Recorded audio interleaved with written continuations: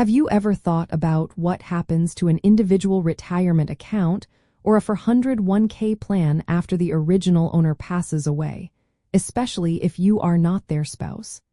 It is a common question, and understanding the answer can save you a lot of time and potential headaches. For most non-spousal beneficiaries, the primary rule for inherited investments, specifically for accounts like individual retirement accounts and 401k plans, is the 10-year rule.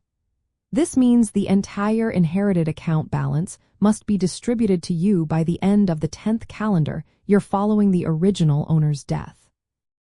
This 10-year rule came into effect with the Setting Every Community Up for Retirement Enhancement Act, often called the Secure Act, which was passed in 2019. Before the Secure Act, non-spousal beneficiaries could often stretch out distributions over their own life expectancy, allowing for longer tax deferral. The Secure Act eliminated this stretch individual retirement account option for most non-spousal beneficiaries to encourage faster distribution of funds and accelerate tax revenue. It is important to know that there are some exceptions to the 10-year rule. These exceptions include beneficiaries who are considered eligible designated beneficiaries. This group typically includes the deceased owner's surviving spouse, minor children, disabled individuals, chronically ill individuals, and beneficiaries who are not more than 10 years younger than the deceased. For these eligible beneficiaries, different distribution rules apply, often allowing for distributions over their life expectancy or other specific timelines. If you find yourself as a non-spousal beneficiary, your first step should be to consult with a qualified financial advisor or an estate planning attorney.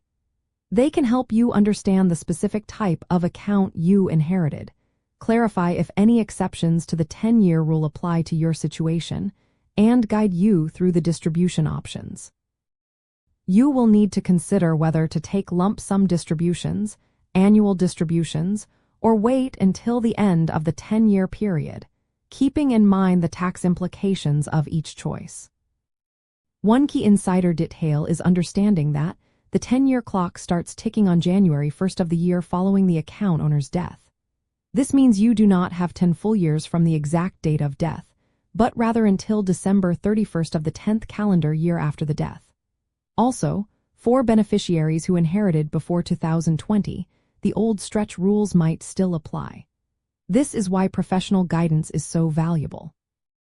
Navigating inherited investments as a non-spousal beneficiary can feel complex, but by understanding the 10-year rule, recognizing potential exceptions, and seeking professional advice, you can manage your inheritance wisely. Taking proactive steps ensures you comply with tax regulations and make informed decisions that align with your financial goals, transforming a potentially confusing situation into a clear path forward for your financial well-being.